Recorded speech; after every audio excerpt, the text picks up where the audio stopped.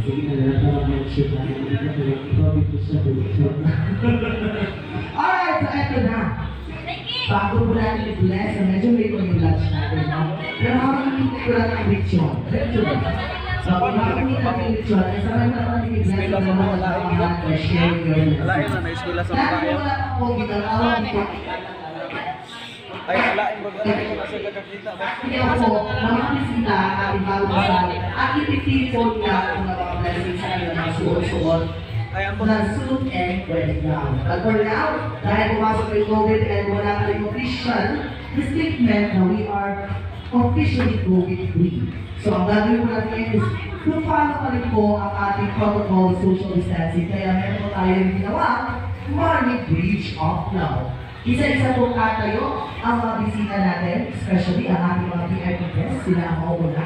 Ilalagay niyo po dyan sa